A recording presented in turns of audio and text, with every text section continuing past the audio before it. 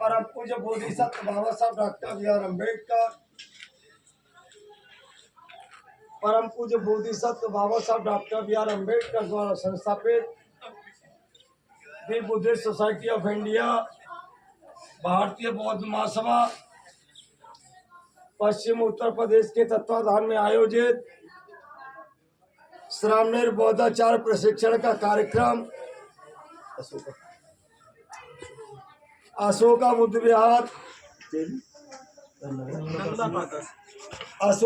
विहार नगला काशी के प्रांगण में 10 दिवसीय श्रामणेर बौद्धाचार्य प्रशिक्षण शिविर का आयोजन चल रहा है। ये शिविर 9 नवंबर की शाम को शुरू हुआ। ये लगातार ये कार्यक्रम चल रहा है। आज कार्यक्रम का 7वां दिन है। 7 दिन से लगातार उपासक उपासिका बढ़ चढ़ करके इस कार्यक्रम के लिए अपना अपना सहयोग दे रहे हैं। ये परंपरा भगवान बुद्ध के जीवन काल से रही है। भगवान बुद्ध को ज्ञान प्राप्त होने के बाद प्रथम संदेश सारनाथ के मृगदाय वन में उन्होंने पंचवटी भिक्षुओं को देते हुए जो 60 भिक्षुओं का जो संघ स्थापित हो गया, तब उन्होंने संघ को आदेश दिया। वो आदेश का पालन करते हुए जन जन तक पहुँचे और भगवान बुद्ध स्वयं 45 वर्ष तक लगातार चलते हुए धर्म का प्रचार प्रसार करते रहे। उनमें बढ़ चढ़ करके राजा महाराजाओं ने, सम्राटों ने भाग लिया, बड़े बड़े कुबेरपति धनपतियों ने भाग लिया और बढ़ चढ़ करके यथासंभव अपनी स्थिति अनुसार दान दिया। वो दान की बदौलत भगवान बुद्ध का जो धम्म था, भगवान बुद्ध के मानव का कल्याणकारी जो रास्ता था, जीवन जीने के कला का जो ज्ञान था, भगवान बुद्ध ने जन जन तक दिया।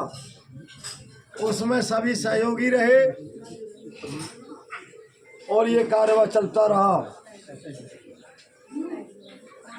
राजा महाराजा का तो यहाँ तक सुना जाता है कि 2,500 हजार भिक्षुओं को रहने के लिए बुद्ध विहार बनवाए, राजाओं ने विश्वविद्यालय बनवाए, अनेक प्रकार की सेवाएं की, आने जाने के साधनों का सदुपयोग कराया और जैसी यथासंभव सेवा करते रहे। आज उन्हें यथासंभव सेवा की बदौलत आज ये धम्म हमारे और आप सभी के लोगों के बीच तक आ पाया। ये धम्म का रास्ता कुछ समय के लिए धीमी गति पकड़ रहा था। ऐसे समय में बोधिसत्व बाबा साहब डॉक्टर बी आर अम्बेडकर हमारे बीच में उपस्थित हुए। उन्होंने समाज की दशा और दिशा को देखा। देखते हुए 14 अक्टूबर 1956 को नागपुर की दीक्षा भूमि में लाखों लोगों के साथ धम्म दीक्षा ग्रहण करते हुए ये धम्म के कारवां को आगे बढ़ाने का संकल्प लिया।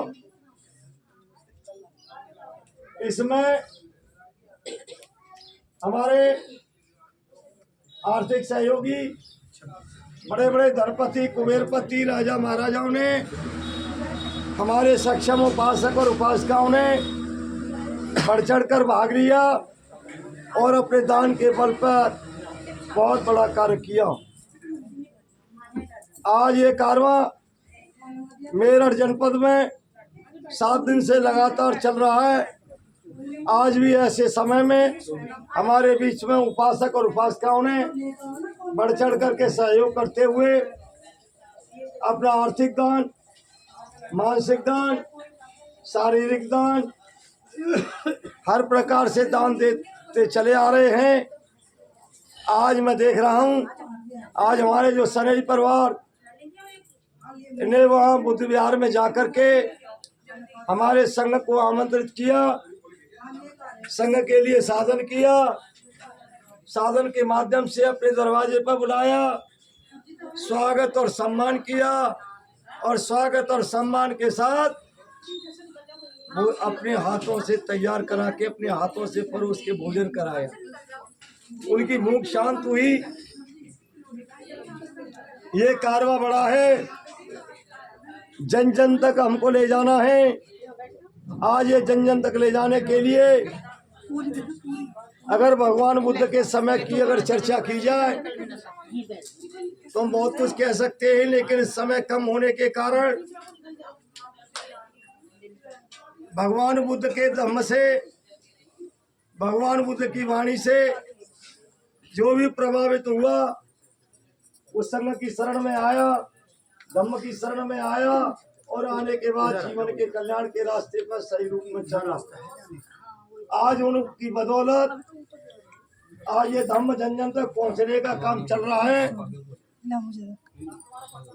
और आप सभी बड़े बढ़ चढ़ करके दान दे रहे हैं। इसी दान की बदौलत इतने बड़ा कारवा चल रहा है।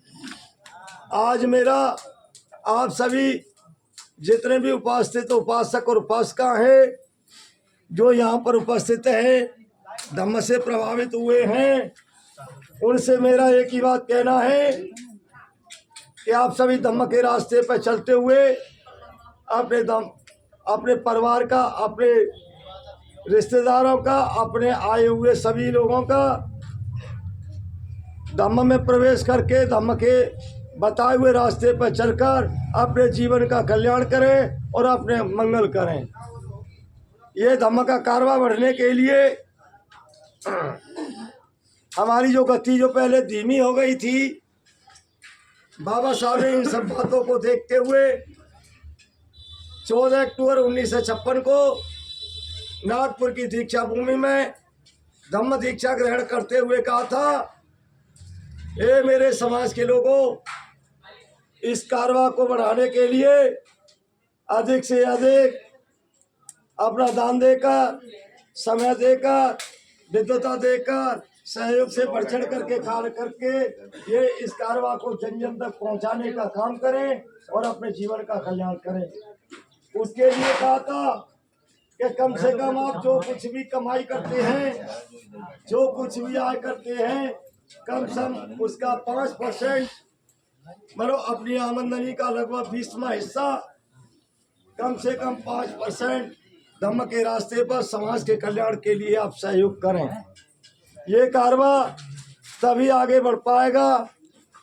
तो मेरा आज ये सनई परिवार की ओर से इतने बड़े संघ का भोजन दान दे करके बड़ा काम किया, बड़ा पुण्य का काम किया। भगवान बुद्ध के समय की बात है, भगवान बुद्ध के समय में भिक्षुओं को जो दान करता था भोजन दान, वो एक भिक्षु के भोजन दान का मतलब है 1000 उपासक और उपासिकाओं के भोजन दान के बराबर। आज सनई परिवार ने 28 भिक्षुओं को भोजन करा के और उपासक और उपासिकाओं को भोजन करा के कम से कम आज 28,000 उपासक उपासिकाओं के भोजन की व्यवस्था का कार्य किया है। ये कितना महान काम है, कितना कल्याणकारी काम है। और ये काम अगर ये जन जन तक सभी सज्जन इस कारवां को आगे बढ़ाने के लिए करते रहें और ये बात जहाँ भी सुनने को मिले आप अपने कारवां में जन जन तक पहुँचाने का काम करें। बाबा साहब ने संकल्प लिया था कि मैं भारत को बौद्धमय बनाऊंगा। भारत को बौद्धमय ऐसे ही नहीं, समाज में समता मैत्री भाईचारा कायम करूंगा। समाज में वैमनस्यता, अत्याचार, अनाचार फैल रहा है उसको दूर करूंगा। समाज में जो अंधविश्वास फैल रहा है, समाज में अज्ञानता फैल रही है, समाज में पाखंडवाद फैल रहा है, मैं उसको दूर करने का प्रयास करूंगा। इसके लिए बाबा साहब ने 3 बात कही थी, शिक्षित बनो, संगठित रहो और संघर्ष करो। आज हमें शिक्षा के क्षेत्र में आगे बढ़ रहे हैं, लेकिन अभी संगठन के क्षेत्र में अभी कम है। और हम जो संघर्ष करना चाहिए था हम वो संघर्ष अभी नहीं कर पा रहे हैं। संघर्ष आज हमारे समाज में करना किस चीज का था हम उसको समझ नहीं पा रहे हैं। समाज में अगर संघर्ष करना है भेदभाव को हटाने में, ऊंच नीच को हटाने में, अस्पृश्यता को दूर करने में, और ये हमारे समाज में जो अंधकार छाया हुआ है, अज्ञानता छाई हुई है, अखंडवाद छाया हुआ है, इसको दूर करने के लिए हमें संघर्षरत रहना चाहिए। ये संघर्षरत मानव जीवन के कल्याण में बोधिसत्व बाबा साहब डॉक्टर अम्बेडकर के द्वारा बताया हुआ ये ज्ञान हमें अपने जन जन तक पहुंचाने का काम करेंगे। लेकिन ये कारवा हमारा जब बढ़ेगा जब हम अपने जीवन में मन से ग्रहण करेंगे, वाणी में ग्रहण करेंगे, काया में आचरण में लाने का अभ्यास करेंगे। हमें संस्कारों से युक्त, व्यवहारिकता से युक्त, आचरण से युक्त अगर हम पालन करने का अभ्यास करेंगे, यूनिफॉर्म से युक्त रहते हुए अगर हम पालन करेंगे तो हमारा कारवा जन जन तक पहुंचने में सहायक होगा। मैं ज़्यादा बात ना कहते हुए मैं आप सभी के प्रति अपनी मंगल कामना करते हुए मैं एक ही बात कहूँगा। आज जैसे हमारे सगाई परिवार ने आप सभी को आमंत्रित करके ये कितना महान कार्य किया है कि इतने बड़े भिक्षु संघ के दर्शन किए और ये संदेश को सुना। यहाँ पर जितने भी उपासक उपासिका जो बैठे हैं अपने धर्म के प्रयास से अपने जीवन की मंगल कामना के लिए अपने द्वारा कमाई हुई धन संपत्ति में से जो भी इच्छा बने अपनी स्वेच्छा से 1 रुपये 2 रुपये 5 रुपये 10 रुपये जो भी अपने बढ़ चढ़ करके दान देना चाहें इस कारवा के लिए आप दान दे सकते हैं। ये दान के बलबूते पर ये कारवा आगे बढ़ रहा है और बढ़ता चला जाएगा। आप जहाँ भी रहते हैं, जहाँ भी हैं, यथासंभव समय के अनुसार आप दान देते रहें। तो मैं सनेही परिवार को और अन्य समस्त उपासक उपासिकाओं से यही कहूँगा, क्योंकि मैं एक धर्म का, मैं एक संघ का संघ नायक होने के नाते ये संघ आप लोगों के दिशा निर्देशन में चलने के नाते मेरा दायित्व बनता है आप सभी लोगों से नम्र निवेदन करने का। आप सभी इनको जैसा भी यथासंभव, किसी पे कोई दबाव नहीं, किसी पे कोई वो नहीं, कोई ये कहे कि हम आए देख के आप दान दें और बढ़ चढ़ करके दान दें।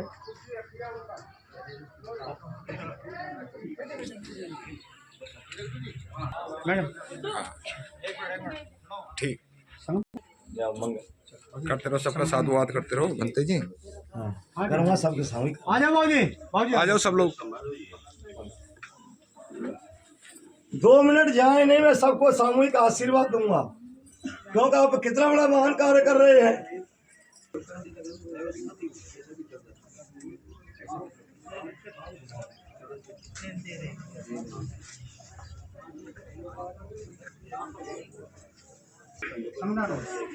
किसी बैठ जाए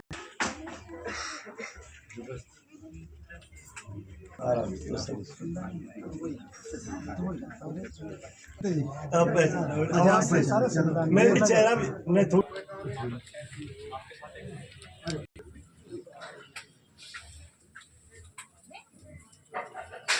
थोड़ी सी ऑफ हो जाएगी इधर ही।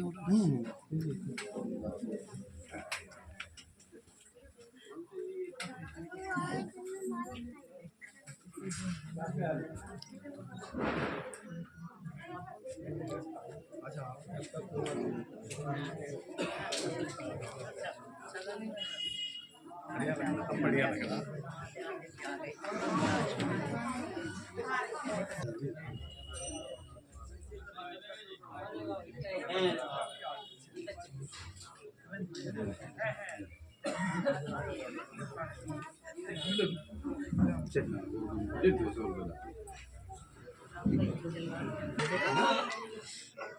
चलो आधे पैकेट आप ले लो ना, आधे इन्हें दे दो। आप आगे से चल जाओ, आप इधर से चल जाओ, उधर से चल जाओ।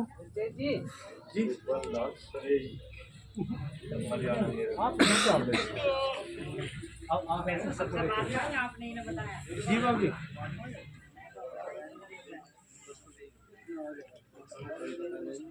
आगे को भी अगला हाथ भी करता करो ना उधर से। हाँ हाँ। आप इस हाथ को ऐसा मतलब हाँ, अब हमारे बीच में आप ये दान का कार्यक्रम चल रहा है। एक भी नहीं छूटना चाहिए। इसी के साथ हमारे बीच में बॉम्बे से चल करके आए हमारे वरिष्ठ केंद्रीय प्रशिक्षक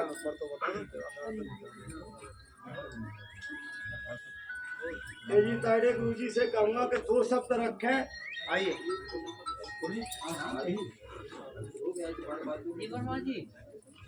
हो गया इधर कोई बनते रहे तो नहीं है इधर इधर रह मिल गया आपको है हो गया कोई रहे तो नहीं है कोई। हाँ उनको भी दो वो भी तो भिक्षु हैं।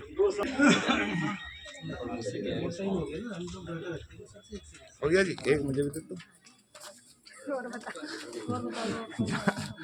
हम ना है यहाँ को शांति का संदेश देने वाले तथागत भगवान गौतम बुद्ध स्वतंत्र भारत के पहले कानून मंत्री, भारतीय संविधान के निर्माते, जिनको सभी विश्व के लोगों ने सिंबल ऑफ नॉलेज करके उनका गौरव किया है, ऐसे बोधिसत्व डॉक्टर बाबा साहब आम्बेडकर, इनके पवित्र विचारों को, पवित्र कार्यों को, पवित्र त्याग को प्रथमतः मैं त्रिवार वंदन करता हूँ। The Buddhist society of India यानी भारतीय बौद्ध महासभा, यह संस्था के राष्ट्रीय संरक्षक आदरणीय महाउपासिका मीराताई जी आम्बेडकर, ये संस्था के राष्ट्रीय ट्रस्टी चेयरमैन आदरणीय डॉक्टर हरीश रावलिया, ये संस्था के राष्ट्रीय कार्याध्यक्ष आदरणीय डॉक्टर भीमराव यशवंतराव आम्बेडकर, ये संस्था के सल्लागार एडवोकेट बाला साहेब तथा प्रकाश आम्बेडकर, रिपब्लिकन सेना के सर्व सेनानी बौद्धजन पंचायत समिति के सभापति आदरणीय आनंदराज आम्बेडकर, इन्हीं कार्यों को भी मैं मंगल कामना व्यक्त करता हूँ। मेरठ प्रदेश के अंदर अशोक बुद्ध विहार में बौद्धाचार्य श्रामण शिविर का आयोजन किया गया है और ऐसे श्रामण संघ के संघ नायक पूजनीय भंते बुद्ध रतन जी और उनके पवित्र संघ को मेरा पंचांग प्रणाम।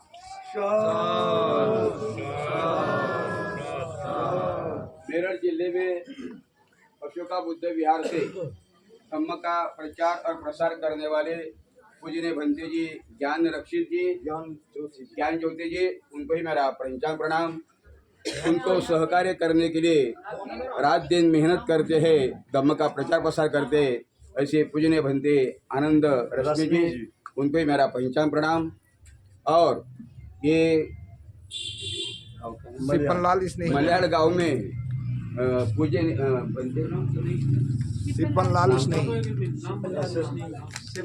सिब्बल लाल जी और उनके परिवार ने संघ को भोजन का आमंत्रण दिया, संघ का आगमन हुआ, आपने अच्छी तरह से उनका स्वागत किया और सुंदर ऐसा स्वादिष्ट ऐसा भोजन भी दिया और अपने हाथों से उनको पेट भर के खाना खिलाया।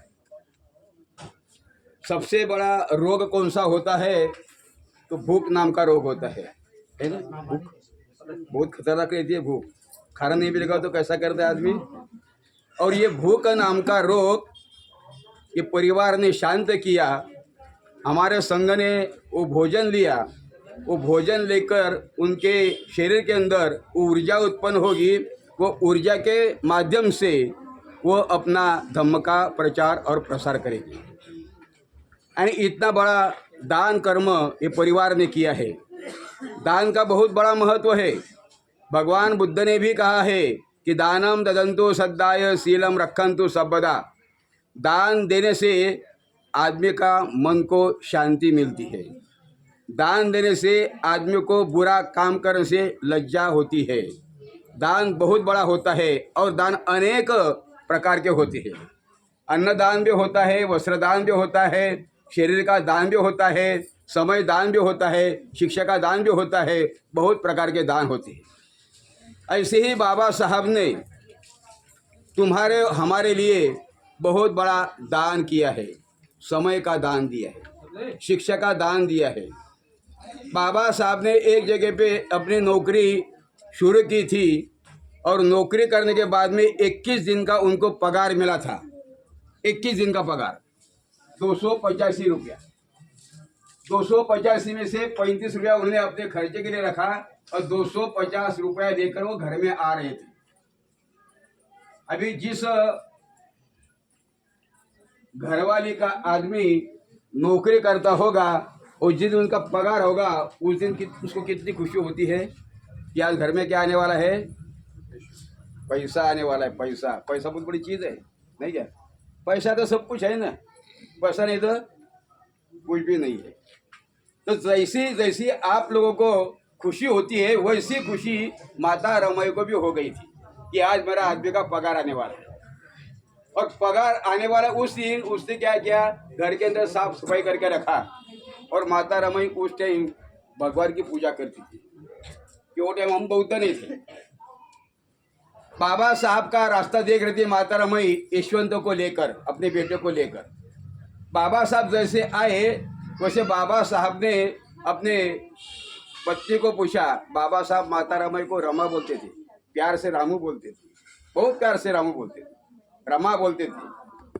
हमारे आदमी बोलते आपको प्यार से कुछ नाम से बोलते, ये इधर आओ बोलते नहीं क्या, ये काम कर, ये पानी लेके आ, ये करके पुकारते जानवर जैसे। कोई नाम लेता है? अरे हमारे माँ बाप ने इतना अच्छा नाम रखा है और घर शादी करके जाओ तो आदमी अपना नाम भी नहीं लेता है। लेता है? नहीं लेता है, नहीं लेता है। बराबर है कि नहीं बाबूजी? तो नाम लेना चाहिए कि नहीं? बाबा साहब अपने पति का नाम बहुत बड़े प्यार से लेते थे और लेना ही चाहिए, क्यों नहीं लेना चाहिए? तो बाबा साहब ने पत्नी को बोलते रमा को, रमा ये स्वागत किसका है, मेरा है कि मेरे पैसे का है, पगार का है कि नहीं? कितनी अच्छी बात पूछा बाबा साहब ने। स्वागत किसका है, पगार का है कि मेरा है? आप लोग क्या बोलते थे? पगार का। पगार मांगते हैं ना, क्योंकि पगार लेगा दूसरे हमको जाना पड़ता मार्केट में नया साड़ी लेने के लिए, दागिना खरीदने के लिए, नहीं क्या? तो पगार ही सबसे बड़ा अच्छा है ना। लेकिन माता रमाई ने क्या बोला कि मैं आपका स्वागत भी नहीं कर रही हूँ और आपका पगार का भी स्वागत नहीं कर रही हूँ, तो मैं किसका स्वागत कर रही हूँ कि मेरा आज तक का जो जीवन था ना, कष्टमय जीवन, वो आज से नष्ट होने वाला है, उसका स्वागत कर रही हूँ। बाबा साहब बोलते नहीं रमा, अभी हमारा जीवन अभी कष्टमय है, वो भी समाप्त होने वाला नहीं है। माता रमाई बोलते जास्ती बात मत करो, हाथ पैर धो और अंदर आ जाओ। बाबा साहब सुनते थे माता रमाई की बात? तुम्हारी बात सुनते कि आपके आदमी लोग? चुपचाप बैठो तुमको समझता नहीं है, ऐसे ही बात करेंगे, है ना बाबूजी? बराबर है ना? थोड़ा तुम भी थोड़ा सहकार्य करो हमको, जरा मजा आएगा। माता रमाई कभी बात बोला ना तो बाबा साहब सुन लेते चुपचाप। वैसा ही बाबा साहब ने हाथ पैर धोया, पानी डाला हाथ पैर के ऊपर और अंदर जाने के बाद में बाबा साहब ने 250 रुपया निकाला और माता रमाई को बोलते कि रमा ये पैसा लो, तुम तुम्हारे हाथ में, मेरा पहला पगार लो। माता रमाई बोलती मेरे पास मत दो, तो भगवान के पास रहो। बाबा साहब क्या बोलते हैं कि नहीं रमा, पहले ये पैसा तुम्हारे हाथ में रखो। अभी हमारा घर में समझो बेटा है, उसकी माँ भी है, तुम भी है, तो पैसा किसके हाथ में देगा? पहला पगार तुम्हारे हाथ में देगा, माँ के हाथ में देगा, नहीं क्या? पहला पगार माँ बाप के हाथ में देगा, नहीं क्या? बराबर है? नहीं कोई बात नहीं, ठीक है, अच्छी बात है, माँ बाप का भी सेवा करनी चाहिए। क्यों भगवंत ने कहा है माता पितु उपठानम पुत्र दार से संग हो अनाकुला च कम्मता ये तम मंगल उत्तमं। जो माँ बाप की सेवा करता है वो सबसे बड़ा उत्तम मंगल कार्य होता है, उसका मंगल ही मंगल होता रहता है, माँ बाप की सेवा करने वाला। और जो माँ बाप की सेवा नहीं करता है ना, उसको क्या होता है? भगवंत कहते हैं मातरम वा पीतरम वा जिन्नकम गत यौवनम पहु संते न भरती तम पराभूत मुखम। जो माँ बाप की सेवा नहीं करता है, दष्ट पुष्ट है, कमाता है, लेकिन माँ बाप की सेवा नहीं करता है, उसकी अधोगति होती है, अधोगति। इसके लिए माँ बाप की सेवा करना भी बहुत पुण्य कर्म होता है, उसका वो आदमी का बहुत कल्याण होता है, उसको कोई भी जीवन में कठिनाई उत्पन्न नहीं होती है, उसका काम होता जाता रहता है। क्यों? माँ बाप ने हमको जन्म दिया रहता है ना। माँ क्या करती है? जन्म देने के बाद बच्चों का माँ क्या करती है? रात का दिन करती है, करती है कि नहीं? रात को बच्चा रोता है तो माँ सोती है क्या? उसको बोलती है तुम रो देगा, रो जाओ, मेरे को दिन आती है भाई, सोती है क्या? ऐसे बोलती है माँ? माँ भी बच्चे के साथ में रात को जागती है, उसकी सेवा करती है। मेरे बच्चों को ठंडी होना चाहिए, खांसी होनी चाहिए, सर्दी होनी चाहिए, बुखार होना चाहिए, इसके लिए उसको क्या करती है? उसकी देखभाल करती है, ठीक है? और वो बच्चों को बड़ा करने के बाद में क्या करती है? उसका उंगली पकड़ के उसे चलना भी सिखाती है, और चलना के बाद सिखाने के बाद में उसको बोलना भी सिखाती है। लेकिन जब वो माँ बूढ़ी होती है ना और कुछ बात करती है तो वो बच्चा क्या बोलता है? चुप बैठो मामा, तुमको कोई समस्या नहीं है, चुप बैठ जाओ। देखो, अरे वो माँ ने तुमको उंगली पकड़ के चलना सिखाया, बोलना सिखाया, और बुढ़ापे में उसी माँ को तुम बोलता है तुमको कोई समस्या नहीं है, चुप बैठ जाओ। वो माँ को चुप करता है। कभी उसको समझ में आता तो तुमको जन्म देती क्या? वो नहीं देती ना। इसके लिए माँ बाप की सेवा करना हर आदमी का कर्तव्य है, करना ही चाहिए। बाबा साहब ने माता रमाई के हाथ में पैसा दिया। माता रमाई ने क्या किया? पैसा लिया हाथ में और भाग के जा रही थी मंदिर के पास, अपने भगवान के पास पैसा रखने के लिए। बाबा साहब ने उसको आवाज दिया, रमा रुक जा, किधर जा रही है? माता रमाई बोलती है मैं भगवान के सामने पैसा रखते को जा रही है। वो टाइम बाबा साहब बोलते कि ये पैसा पहले मेरे भगवान के पास रखो। कौन से भगवान थे बाबा साहब के? कौन से भगवान? आप मत बोलो, तुम्हें बताया तुमको तो चुप बैठो तुम। मैं तुमको बता दिए है कौन थे, तो आप क्यों बता रहे? माता पिता। बराबर। माता रे में क्षण भर रुक गई और सोचा कि बाबा साहब के भगवान कौन है। तुरंत वापस हुई और बाबा साहब के जो पिताजी थे रामजी बाबा, उनके फोटो के पास गई और उधर उसने पैसा रखा। बाबा साहब अपने पिताजी को भगवान जैसे समझते। क्यों? कि बाबा साहब के पिताजी ने, रामजी बाबा ने बाबा साहब को पढ़ाने के लिए रात दिन किया था, एक किया था। पैसा नहीं होता था फिर भी वो किसी के पास जाके अपने लड़कियों के पास जाते, उससे पैसा उधार लेते थे। उनके पास पैसा नहीं होता था तो उनका दागिना लेके सोनार के पास जाके वो गहन रखते थे, गिरवी रखते थे, उससे पैसा खरीद लेते थे और वो पैसे से जो भीमराव को जो किताब चाहिए था वो किताब ला के देते। जब उनकी पेंशन मिलती थी वो टाइम वो जाके अपना दागिना छुड़ा देते और अपने लड़की के पास सौंप देते थे। इतना बाबा साहब ने बाबा साहब के पिताजी ने बहुत कठिनाई से अपने बेटे को बीए पास करवाया था। क्या करवाया था? बीए पास करवाया था। जब बीए पास हो गए थे बाबा साहब के पिताजी गुजर गए थे। वो टाइम में बाबा साहब को बहुत बड़ा दुख हुआ था। सुनने को दो ना बाबूजी, जरा थोड़ा टाइम मेरे को बोलने को लगाया तो बोलता हूँ, मैं तो बंद कर देता हूँ। हमको भी जाने का बहुत टाइम हो गया है, नहीं क्या है ना? जब माता रामाई ने उधर पैसा रखा बाबा साहब के पिताजी के फोटो के पास, और बाद में बाबा साहब को पूछे कि बाबा साहब अभी क्या करूं पैसा बाबा साहब के हाथ में दिया नहीं। माता रामाई ने उधर से उठाया और बाबा साहब बोलते कि लक्ष्मी में हाथ में दो। लक्ष्मी कौन थी? उनकी बड़े भाई की बेटी थी, औरत थी लक्ष्मी। वो विधवा हो गई थी, उसका मर्द गुजर गया था। लेकिन वो बोलते कि भाऊजी मेरे हाथ में पैसा क्यों दे रहे हैं? लेकिन उसके हाथ में पैसा दिया। वो टाइम में जैसा कुएं को पानी निकलता है ना, पानी खोदने के बाद पानी आता है ना, वैसा वो उसके आंखों में से आंसू बहने लगा था। उसको धन्य हो गया था कि बाबा साहब बोलते कि अपने घर में आप ही बड़ी है, इसके लिए आपका मान सम्मान करना भी जरूरी है। उस थोड़े टाइम के बाद में वो लक्ष्मी ने माता रमाई के हाथ में पैसा दिया और बोलती है कि लक्ष्मी रमा ये सही लक्ष्मी आप है, मैं खाली नाम की लक्ष्मी है। उस दिन बाबा साहब ने, दूसरे दिन बाबा साहब जब कॉलेज में गए, वो टाइम माता रमाई ने वो पैसे से क्या किया, सब घर को कलर किया। बाबा साहब के लिए अच्छा बैठने के लिए कुर्सी लाया, टेबल लाया, एक फोटो लाया और घर को सजा और नया कपड़ा खरीद किया।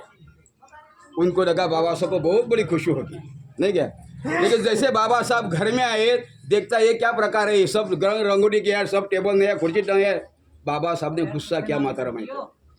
गुस्सा किया कि मैंने जो पगार तुम्हारे हाथ में दिया तो मैं इसके लिए तुम्हारे हाथ में नहीं दिया था, ये खर्चा करने के लिए। मैंने नौकरी जो किए है, नौकरी पकड़ी है, वो संसार के लिए नहीं की है, प्रपंच के लिए नहीं की है। मेरे को जो पैसा मिलने वाला है वो पैसे से मैं बाहर देश में जाने वाला है, उसके लिए मेरे को नौकरी करनी पड़ेगी। प्रपंच के लिए नहीं मैं नौकरी कर रहा हूँ। माता को तो समझा। और हम नौकरी किसके लिए करते हैं? अपने लिए, अपने खुद के लिए करते हैं। अच्छा महल में रहने के लिए करते हैं, नहीं क्या? अच्छा खाने के लिए करते हैं, अच्छा दागिना पहनने के लिए करते हैं, है ना? बाबा साहब ने सोचा था ऐसा? बाबा साहब ने क्या बोला था कि मेरे को मेरे समाज के लिए पढ़ने का है। जिस टाइम बाबा साहब के पिताजी गुजर गए थे, वो टाइम में बाबा साहब को बहुत बड़ा दुख हुआ था। मन में पढ़ाई की बहुत इच्छा थी, लेकिन पैसा नहीं था। पिताजी भी जिंदा नहीं है अभी, और घर में प्रपंच का भी प्रश्न सवाल है क्या करने का। उसी टाइम सयाजीराव गायकवाड़ बड़ौदा के उन्होंने कुछ विद्यार्थी विलायत में उच्च शिक्षा के लिए भेजने वाले थे। ये बाबा साहब को मालूम पड़ गया। बाबा साहब दूसरे दिन उनके पास गए, उन्होंने बोला एक लेटर लिख के दो।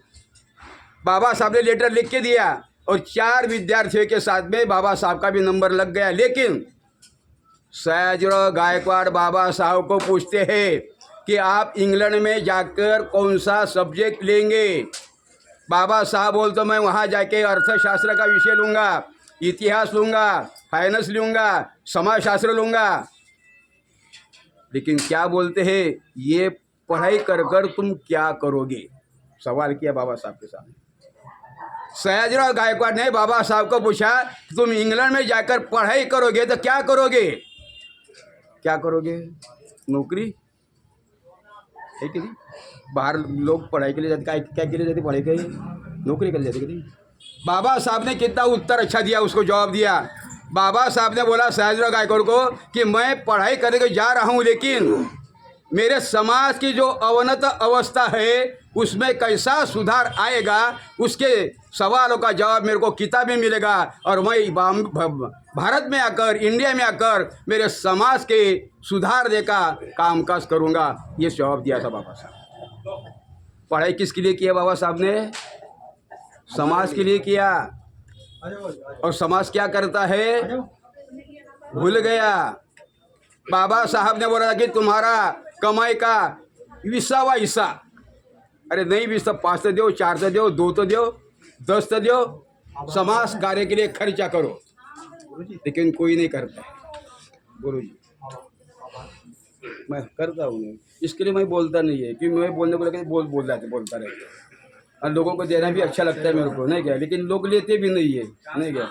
वो लेने को जाएगा तो पीछे से आवाज आती है बंद करो, ऐसा है। कोई बात नहीं, चलो कोई बात नहीं। मेरा कहने का एक ही मतलब है कि बाबा साहब ने समाज के लिए पढ़ाई किया।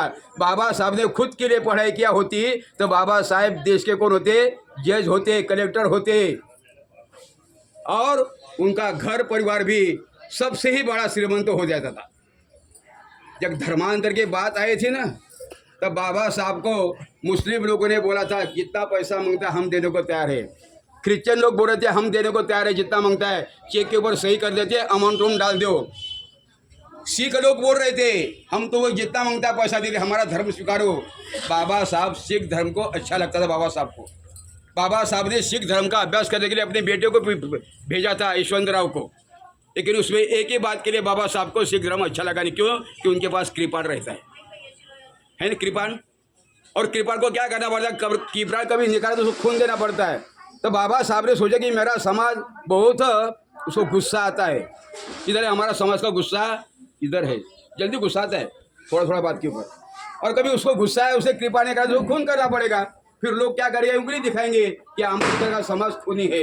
ये बात के लिए बाबा साहब ने सिख धर्म को नकार दिया था।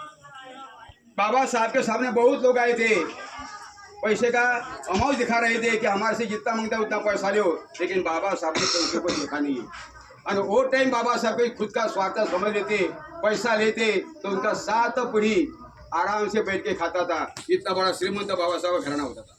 ये आज के अंबानी है ना, अडानी अंबानी, ये कुछ भी नहीं होते उनके सामने, इतने बड़े श्रीमंत रहे थे बाबा साहब। लेकिन हमारे सामने की जो है ना, इसी पहले ऐसा हाथ करके मांगते खाते थे ना अपन, है कि नहीं?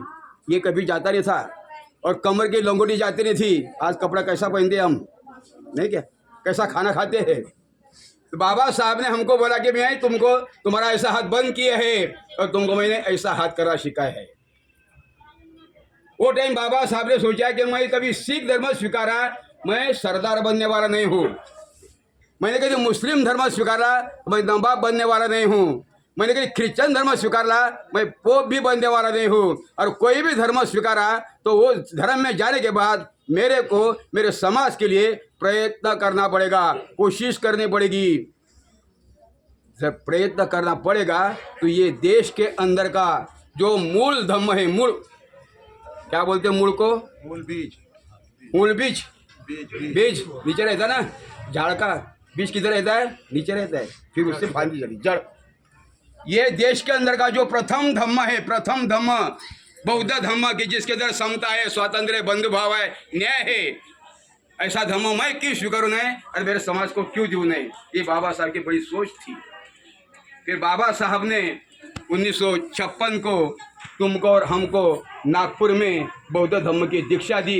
लेकिन बौद्ध धम्म की दीक्षा देने के पहले चंद्रमणि भंती को पूछा कि बंद जी दीक्षा लेते समय क्या करना चाहिए।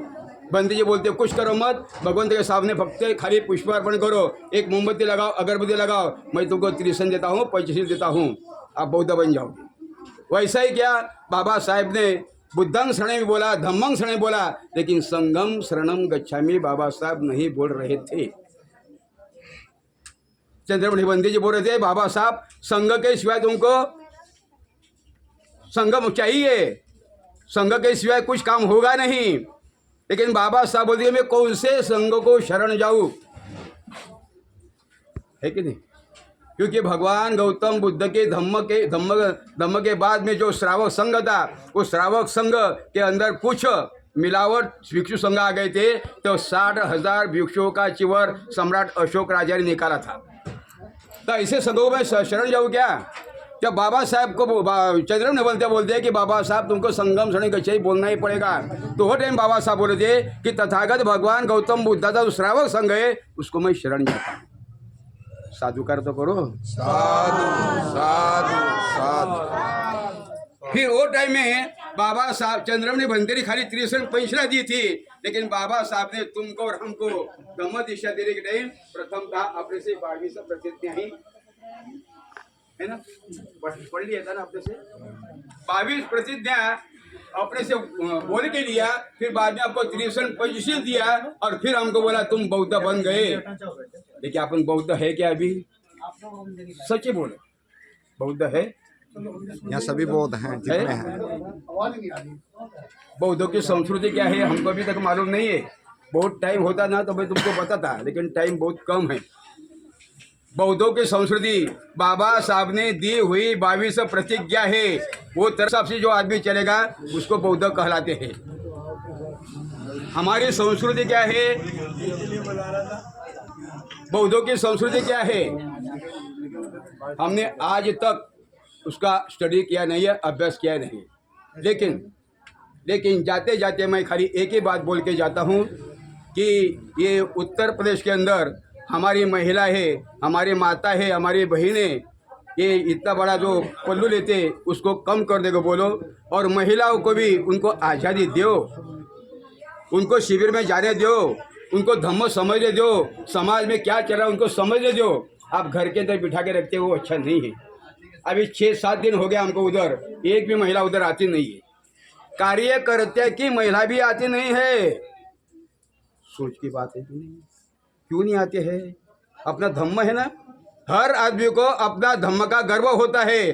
फिर हम जब बौद्ध बोलते हैं तो हमको हमारे धम्म का गर्व नहीं होना चाहिए, अभिमान नहीं होना चाहिए, फिर क्यों जाना नहीं चाहिए उधर। और दूसरी बात है, बौद्ध बाबा साहब ने महिलाओं के लिए एक बात बताई थी, मैं आपको बताता हूँ। बाबा साहब ने महिलाओं को बोला था ये ऐसा घूंघट मत लो, इतना जो बोलते हैं कंगन डालते वो कंगन मत पहनो, और इधर एक ही तिली लगाओ, इधर है ना एक ही। पहले क्या लगाते थे, इधर कुंकू था ना, कुंकू था, इधर कुंकू लगा देते ना छोटा सा, नहीं क्या। वो कुंकू जाने के बाद में क्या आ गया, गंधक नहीं, गंधक वो टिकला जो छोटा सा ऐसा जो नाखून को लगाते हैं ना, नाखून को वैसा ऐसा लगाते थे, तिलक तिलक तिलक। मैं क्या औरत नहीं, लेकिन मेरे को मालूम है। उसके बाद में क्या गया, टिकली, क्या बोलते उसको, टिकली बोलते ना, बिंदी। बिंदी बिंदी कपाल को नहीं रहती है, वो किधर भी जाती है, दरवाजे को लगती है, प्यार को लगती है, किधर भी जाती है, वो किचन में जाती है, बाथरूम में जाती है, बिंदी भागती है वो इधर उधर। लेकिन बाबा साहब ने क्या बोला कि महिलाओं का वो खाली क्या है, एक सौंदर्य दिखने के लिए है, दूसरा कुछ नहीं है उसमें, कुछ नहीं है उसमें। एक ही लगाओ इधर। हमारी माताएं सुबह उठती है, नहा धो के ऐसा बारों पे हाथ घुमाती है, आए के सामने खड़ी होती है और इधर एक बिंदिया लगाती है। किसके लगाती है, किसके लगाती है, किसके लगाती है? आपने आदमी के लगाते हैं ना, आदमी का नाम के लगाती है ना, तो बोलने में क्या होता है, बराबर है ना। आप मत बोलना बीच में, आदमी लोग मत बोलना बीच में, हम नहीं करने का। बौद्ध महिलाओं के भांग में कभी भी सिंदूर नहीं होना चाहिए। खाली एक इधर लगाने का बिंदिया तुमको एक लगा सकते बस। और गले में भी वो काला मंगलसूत्र होना नहीं चाहिए। काला मंगलसूत्र तुम्हारे गले में है सबके, है ना? काला धागा मंगलसूत्र बोलते हैं, क्या बोलते हैं तुम, डालते गले में, आदमी का रहता है ना वो, उसने तुमको सब जगह बांध के रखा है, गले में बांधा है, नाक में बांधा है, कान में बांधा है, पैरों में बांधा है, सब जगह। ये किसका है, आदमी का, नहीं क्या? ये कंगन किसका है, आदमी का, नहीं क्या? बराबर है। ये गले का मंगलसूत्र किसका है, आदमी का। पैर में जोड़ो किसका है, आदमी का। चेन पट्टी किसकी है, आदमी की। सब आदमी का ही है। तुम्हारा क्या है, क्या है औरतों का? और जो श्रृंगार कर दिए वो सब श्रृंगार आदमी का है। तुम्हारा क्या है, तुम्हारा है कुछ? फिर क्या करोगे? सब आदमी का ही लेंगे तुम नाम का। तुम्हारा नाम किधर, घर बनाएगा आदमी का नाम, बच्चा होगा बाप का नाम, स्कूल में डाल बाप का नाम डालते कि तुम्हारा डालते हैं, सब आदमी का ही। आपका किधर है? इतनी मेहनत करते हैं आप, किधर है कुछ? क्यों नहीं लगाते? तुम्हारा समझो बच्चों का नाम राहुल है, तुम्हारा नाम समझो सावित्री बाई है, तुम्हारा आदमी समझो सीताराम है, राहुल सावित्री सीताराम अमुक अमुक बौद्ध, ऐसा क्यों नहीं लगाते? हमारे महाराष्ट्र में लगाना चालू किया है औरत का नाम के, पहले औरत का नाम लेने का, फिर बाद में आदमी का लेने का लेते हैं। लो, क्यों? उसका भी बहुत मेहनत है ना, उसका भी हिस्सा है ना। तुम मेहनत करते हैं, वो क्या करती है? वो भी तो घर में काम करती है, तुम्हारा बच्चों को संभाल दिए, तुम्हारे घरदार संभाल दिए, तुम्हारा पैसा संभाल दिए, सब कुछ तुम्हारी सेवा करती है, तुम्हारा खाना पीना कपड़ा लत्ता सब करती है। आपसे जास्ती काम लेडीज करते हैं, फिर उसका कोई भी हक नहीं।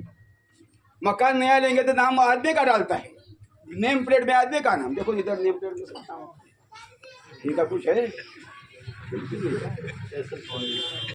धम्म के बताए हुए मार्ग पर चलेंगे और अपनी खुद की प्रगति करोगे, यही मैं संकल्प करता हूँ। और आप सभी के प्रति मैं मंगल कामना करता हूँ। आप सभी का मंगल हो, जय मंगल हो, सभी को अच्छा मार्ग मिले और सभी का जीवन सुखी समृद्धि बने, यही संकल्प करके मैं यहाँ रुकता हूँ। नमो बुद्धाय, जय।